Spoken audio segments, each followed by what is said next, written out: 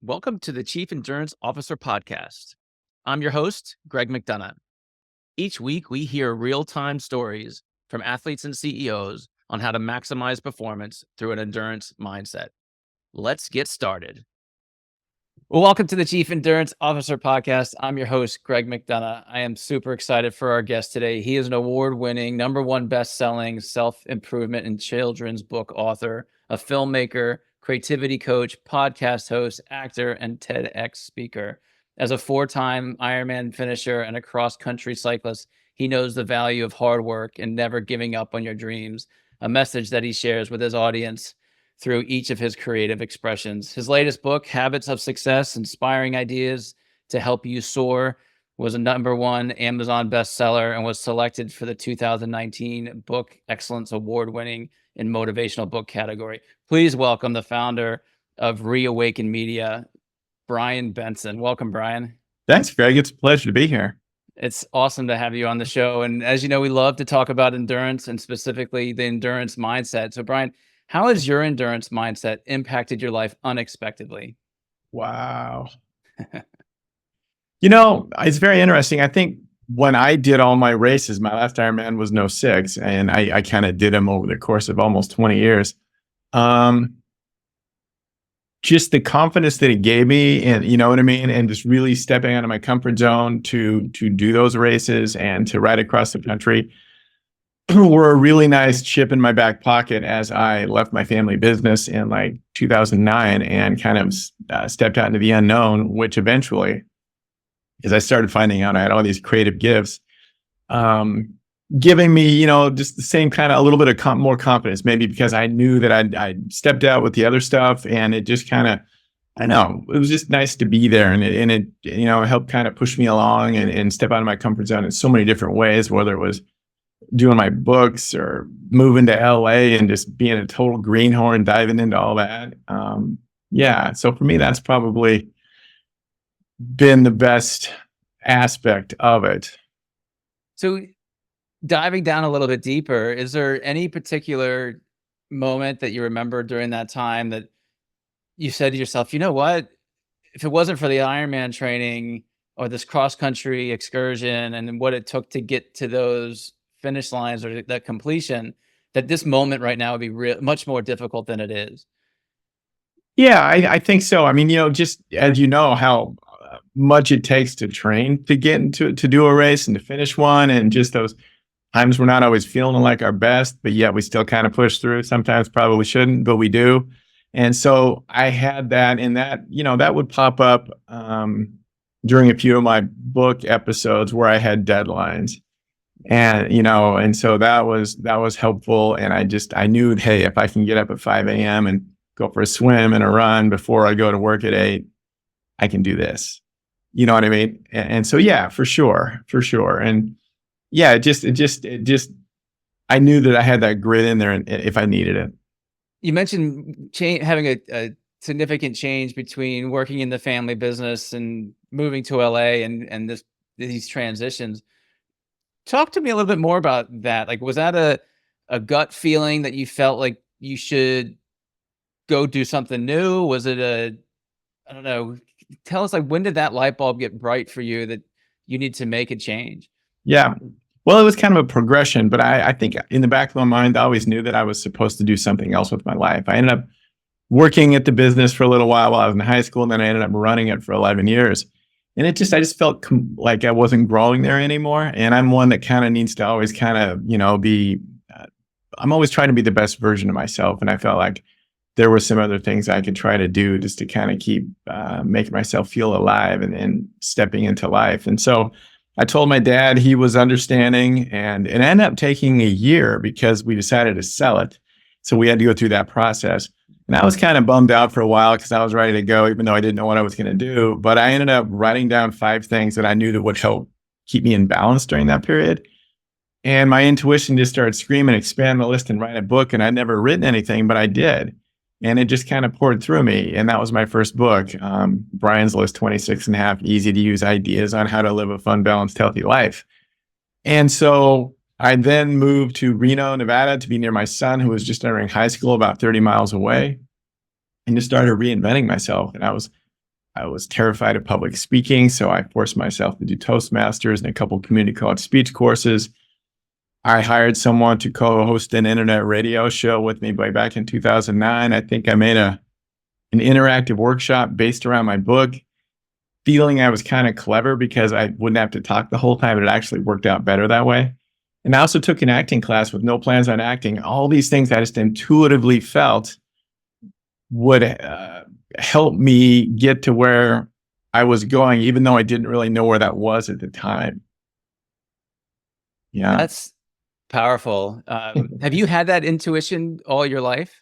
Well, yes. And I think I definitely, looking back, I did. And I just didn't really realize that I was utilizing it. Maybe it was enabling me and helping me to manifest things. But when I was 3, I told my mom I was put here to inspire people.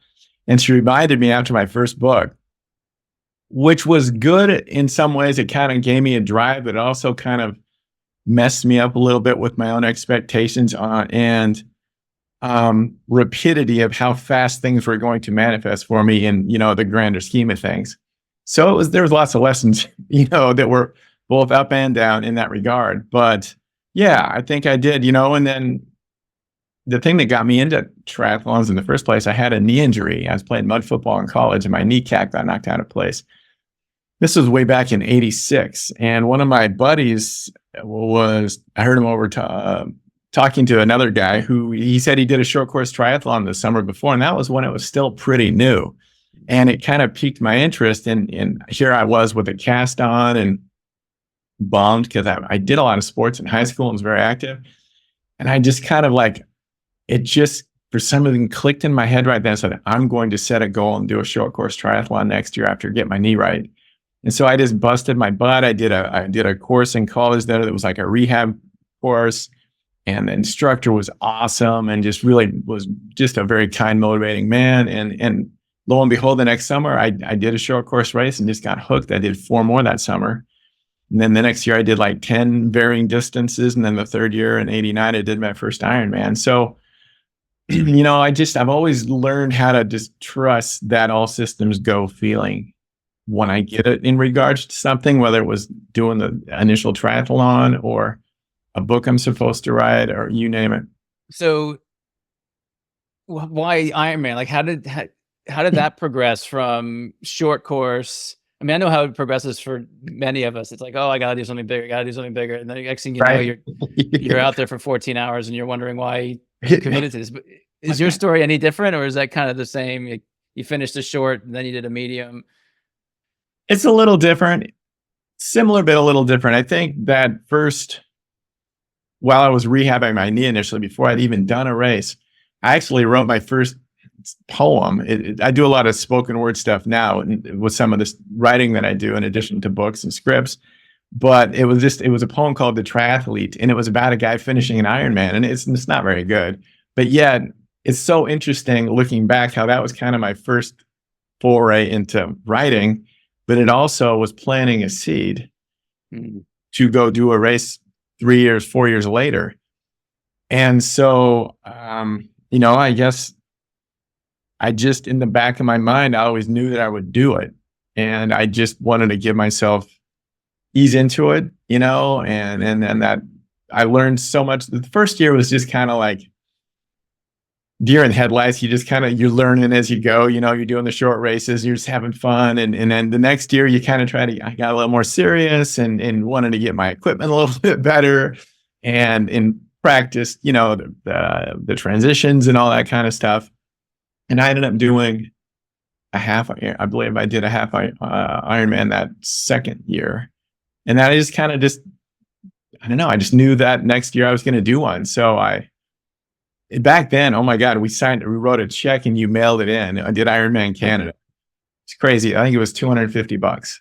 And, still really early in the whole Ironman thing. I think there's maybe only a handful of them worldwide at that point. And I just, I did a marathon that spring, just feeling like that would be a good, have that under my belt. And it was in August and everything went perfect. I probably could have gone faster in the Ironman, but you don't know when this is your first time and you're pacing yourself a little bit, but it could not have gone better.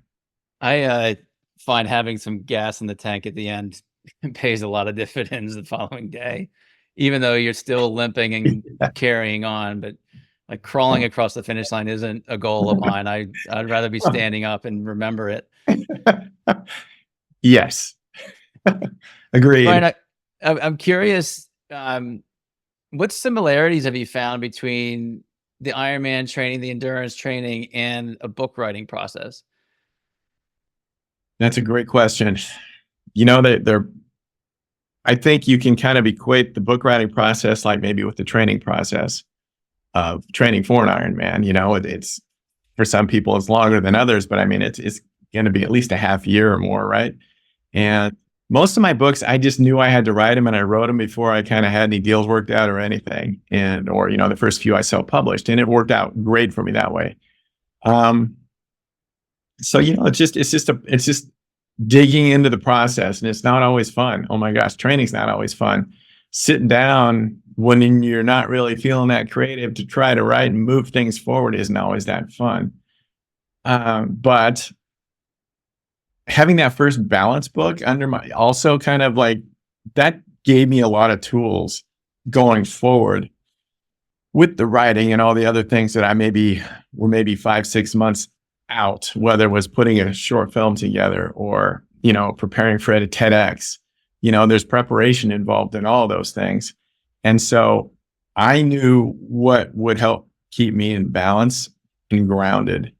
And so I've just kind of implemented those tools in my life ever since then. And it's really helped me, even though those times when things aren't very good, like, a couple of the health things that I went through recently. I still would maintain those tools, and it just helped me flow through the situation better. So that, to answer your question, same thing with writing and just digging in, knowing, hey, it's going to be a little while. It's not always going to be sexy, but you just do it. Keep it moving forward. Yeah, 100%. You mentioned some tools. Can you share some of those tools with us? Yeah, I have to move every day, and I don't train like I used to at all. I go for walks, I go to the gym, and I like to hike. But I have to move. That really makes a big difference. And some of these are really obvious, but we kind of forget drinking a lot of water. Watching what I eat. I have to spend a little bit of time each day being creative. That helps it's almost like a meditation for me. Or I will meditate as well, and there's so many different ways we can meditate. You can actually sit your butt down on the ground and kind of just do that, or you can go for a walk, you can draw, you name it. Those are definitely some of the things. Getting outside is really big for me. Nature, that helps kind of ground me and energetically. But those are some of the basics. There's a lot of other things too. I mean, geez, just kind of almost. I've always tried to be the observer in my own life, and so that has kind of helped me be aware of some of the areas where maybe I was slacking.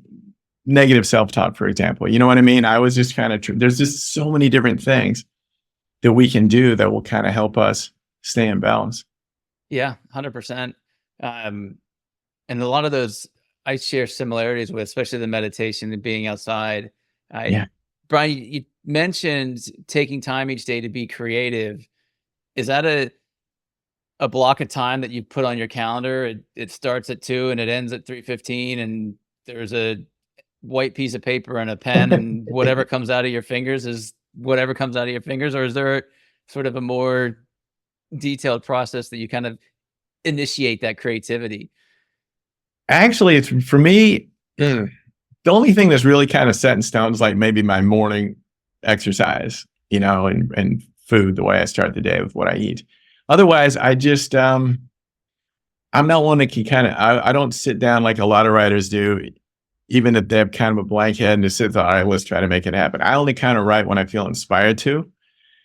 But I love to take my laptops to a local coffee shop and spend 5 or 6 hours there. It's hard for me to work at home unless I have a deadline and I'm really grinding.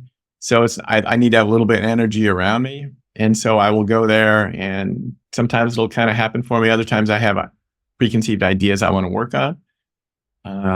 And I play guitar too, so I'll pick that up and just do it for a little while. I mean, there isn't really a set time when I do it. I just make room for it. Fantastic. Can you talk to us a little bit about what you're doing now, what kind of projects you're involved in. Yeah. I mean, I'm kind of coming out of a bit of a transition. I had open heart surgery about 4 months ago. Um, my heart was strong. It's just they found out I got really faint at the gym in December, and they found out that I had a little congenital hole that had never filled up, as well as my mitral valve for some reason was starting to fail. And so between the two, I had some inefficient blood flow. So I had surgery in late March, and that was interesting in and of itself, and presented me a lot of lessons and blessings, even though it sucked. But I'm just kind of coming out of that now. I'm going to the gym again. I'm walking a lot. I feel good. My energy's getting there. And but some of the stuff I'm doing, one of my kids' books, Steve the Alien, we're in the process of getting ready to pitch it to become a cartoon. So that'd be kind of a fun experience to have that happen. Otherwise, I'm doing a lot of writing. 4 years ago, I went through prostate cancer. Lucky me. But in 2021, during 2021, I drove around the U.S. for 6 months and used RV. And so I've been kind of working on a road trip memoir, which has been a lot of fun too, and probably afforded me the ability to probably write at a much more vulnerable level. And so that's been good too. What else? I've got a lot of opportunities that are kind of coming in, and I'm still kind of weighing them as I'm just kind of coming out of the cocoon of healing. Well, I'm happy to hear that you are healing, and more power to you. I'm going to rewind a little bit. You mentioned when you were transitioning out of the family business and into your next phase that you wrote down the 5 things that keep you motivated. And that turned into, I think you said, the 29 things that were in your book. Yep. What were the first 5? What were the first 5? Oh, I knew you were going to ask me. It's been so long since I thought about them.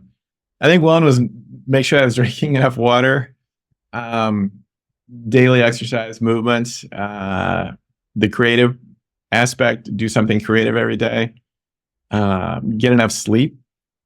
I think for me, that for anybody, and that is like the number one thing that determines how your next day goes is sleep. Sure. I think it might have been nature. Okay. I mentioned them in the TEDx I did. I'm pretty sure that those were the 5. It's been such a long time since I've thought about them. And then after that book, what was your next project? Like, walk us through the chronological body of work. So I had just did the balance book right when I was moving to Reno. And then in Reno, I just started kind of like working on myself and doing all those things to step out of my comfort zone, and kind of started getting into acting. I never really planned on acting. I had a dream right after the class finished about this street guitarist story. And when I woke up, I just felt like I have to write this down. This is important for some reason. So I did. And I kind of fleshed it out and wrote it out a little bit more. I met a young filmmaker and I said, hey, I've never really acted before, made a short film, but I have a good idea. You want to do it with me?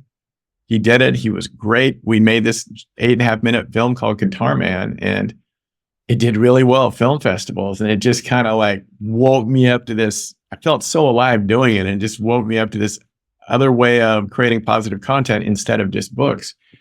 So somebody saw that and gave me the lead in their short film. And the woman who was the other lead, she's almost 90 years old now, but she was in a lot of stuff in LA. They flew her up to Reno to film it. And then I just felt, when my son graduated, I felt like I was supposed to go to LA. And so I just packed up intuitively, and she had a studio attached to her house, this elderly woman. And so I ended up staying there for 2.5 years as I just dove in that regard. So it was kind of the first book. I did another book called Finding Your Voice at about the same time as I was heading to LA. And then I did the 2 kids books in LA, as well as all the other acting gigs and stuff, and the TEDx. And I mean, there's so much more I'm kind of forgetting. But yeah, and I left LA a year and a half ago, and I'm in Arizona now. So on the acting, yes, you mentioned earlier that you took an acting class, you did Toastmasters, all these things sort of outside the comfort zone. Did you have that, going back to intuition, that this was going to be part of your future in some form or fashion? Yes, but not exactly sure why.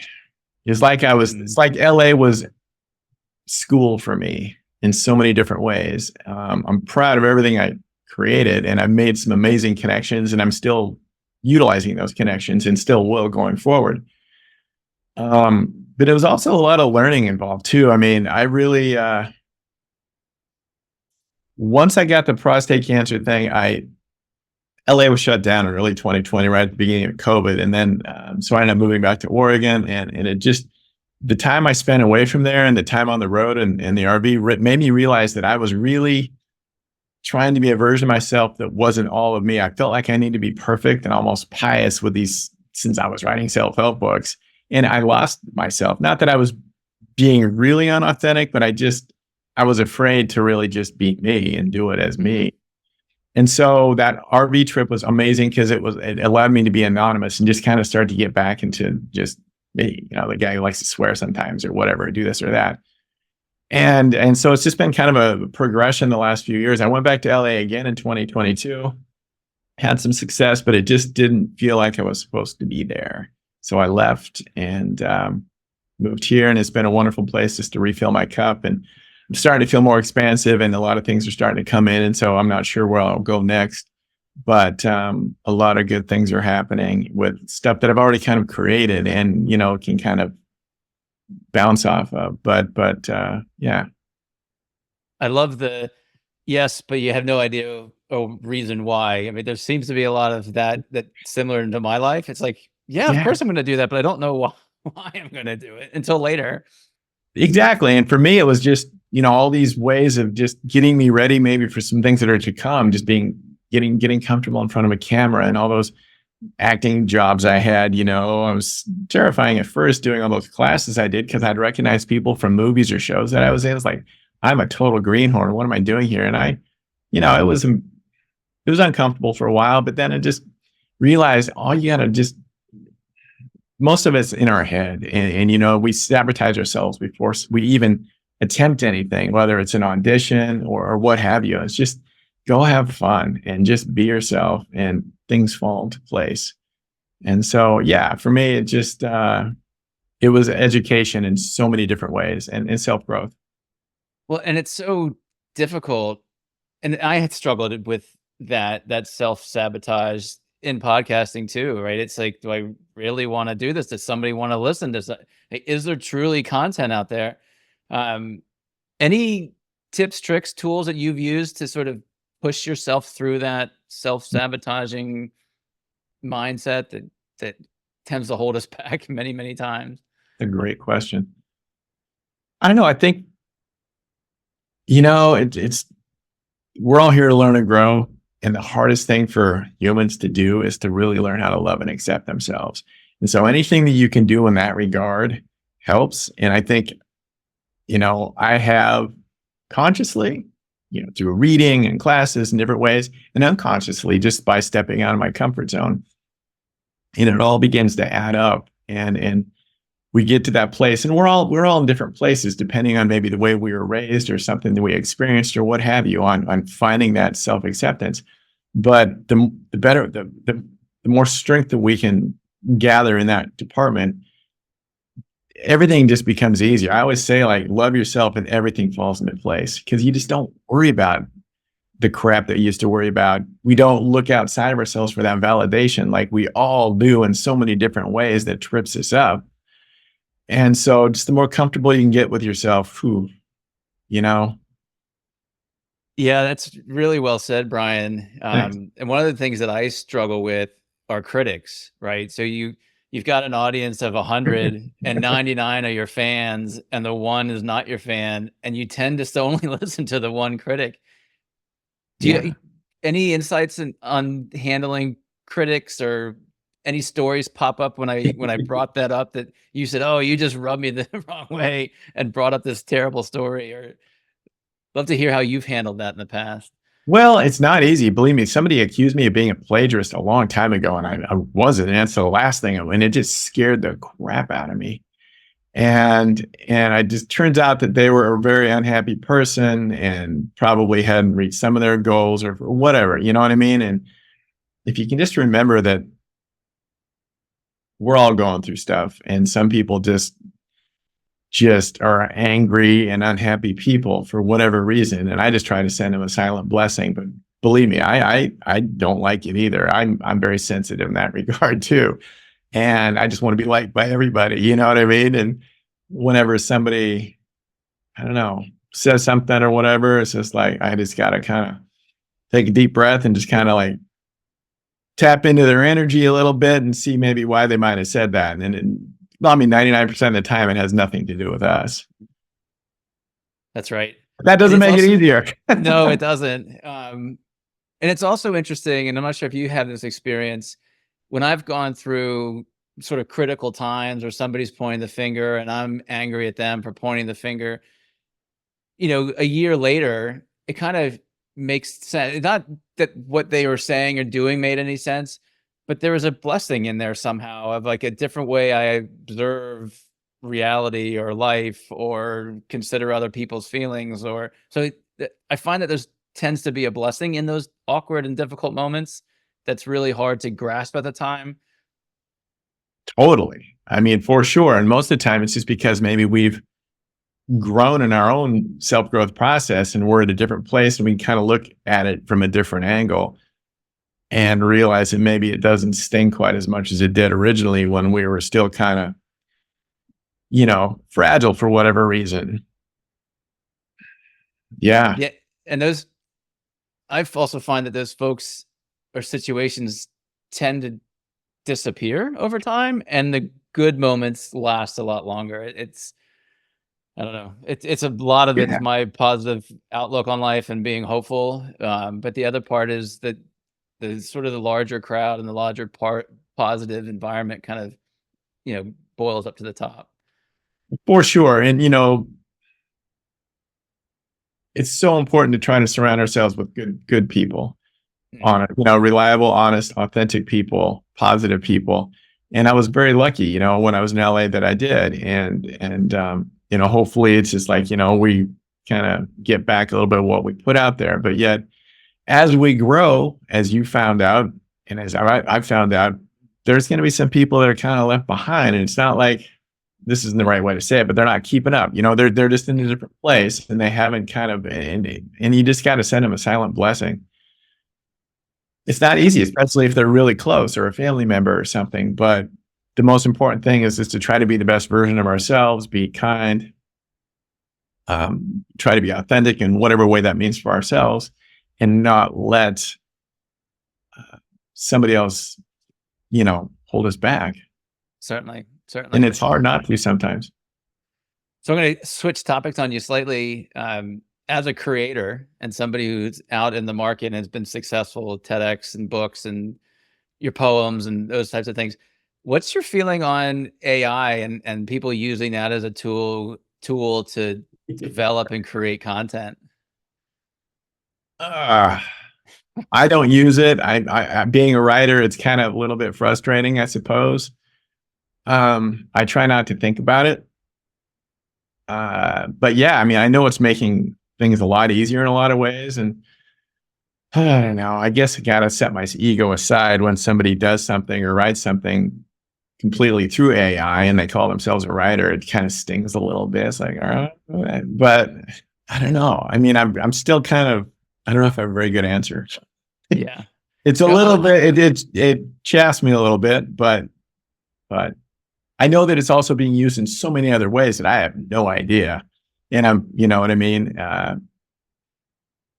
That can be beneficial and stuff, but how do you feel about it? I've got similar to you, mixed feelings. I mean, I love it as a tool. So, for example, right, we're talking earlier about my upcoming race, and I'm going to Europe for it. And so yesterday, I jumped onto ChatGPT and I said, "Give me a 3-day itinerary, including restaurants that you recommend us going that are family friendly." And Holy, boom, I had activity in the morning, a place for lunch. They didn't book the reservation, but it gave me sort of all that research in microseconds. Um, that's amazing. That's amazing. One other thing, I guess what I don't like is if I'm posting stuff on social media, I don't want it to be utilized. You know what I mean? yeah, In ways that I'm not able to share it or get credit for it or what have you. And that's right. bothersome. Yeah. I mean, I see it similar to if there was a tool out there that you you could run and all of a sudden you're fit enough to do an Ironman and without having to do the work and you're shoulder to shoulder with me as I cross the line after 9 months of training, it would be no bueno. Right. Yeah. Absolutely. Awesome. Well, we could go down this wormhole for Yeah. hours and hours. Brian, how can an audience member get in touch with you or follow you on social media? Like what's your platform of choice? Thanks.